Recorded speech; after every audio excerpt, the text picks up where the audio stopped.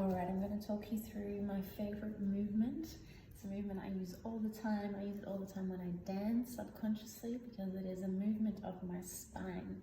And by doing this movement, my spine has increased in flexibility and all the segments move much better. So it's pretty simple once you get the hang of it. It just takes a little bit of practice. So what we do is we just stand maybe twice hip width, shoulder width, maybe more like 1.5. Or it doesn't really matter, we can even be 1, doesn't really matter. And then we're going to rotate through the hips. Rotate through the hips, so that one's pretty easy.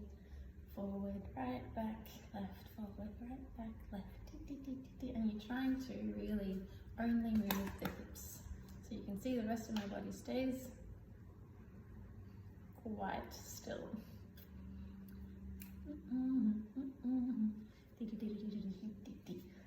Okay, so that part is quite simple.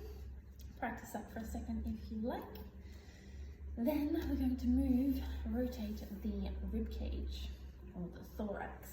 So you might want to place your hands on the side of your ribs so you can actually feel that you're rotating. And you might feel your lungs making a weird sound or a kind of sensation.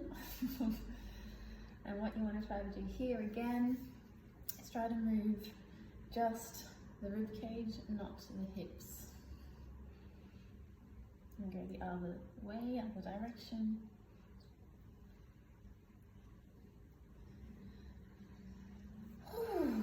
Alright, so that's hips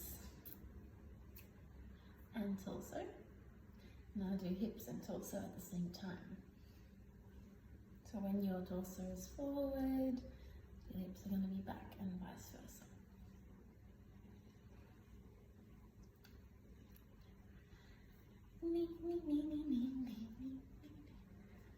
Okay. So that's pretty simple, right? And then we're going to chuck in the third bit, which is the most complicated, but not really, it's also the most fun. So what we're going to do is we're going to want to rotate our shoulders in opposite directions. Okay, as you can see, this one's moving back, this one's moving forward. We can do the other way, back and forward. So maybe we can just do one at a time for now. Forward, forward, forward, forward, and back, and back, and back, and back, and forward, and forward, and forward, forward, and back, and back, and back, and back.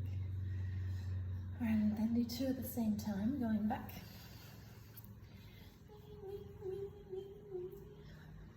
Then do 2 at the same time, going forward. And even this is so good for your body. So never get discouraged about the doing forward and back. Catch that in a second. You can always just do forward, forward or back, back. Doesn't matter.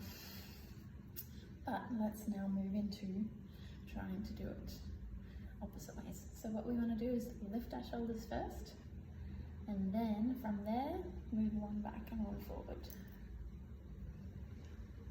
And you can see my whole spine wants to move like a snake, just naturally. I just swapped sides just to see if I could still do it. Alright, so it might take a little bit of, it's one of those things your brain just needs to understand. It takes a few minutes, a few hours, a few days maybe, but just keep practicing. So yeah, what I found is easiest is to start shoulders up and from there move forward and back. And just practice one side. You'll find that one side is easier for you, and once you get that side, you change over to the opposite. Okay, so for me, for example, it's easier for me to go right forward and left back. But I've made myself do the other side as well, it just doesn't look as flowy.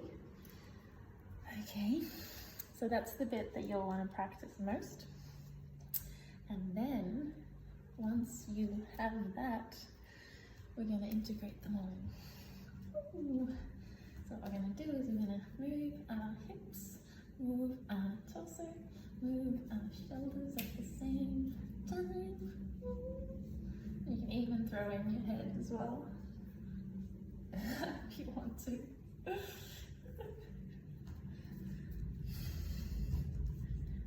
See how you go with that. And you'll find that, so if I go right with my hips, my right shoulder wants to go forward. Whereas if I go left, my left shoulder wants to go forward, yeah. So you'll find that if you swap sides with your hips, you'll probably swap sides with your shoulders as well.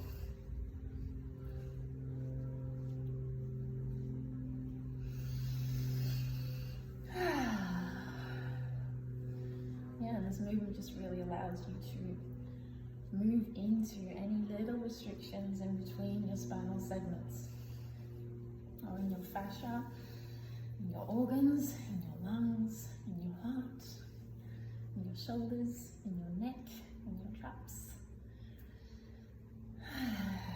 Okay, that's basically it. Good luck practicing that, and enjoy, and throw it into your dancing as well.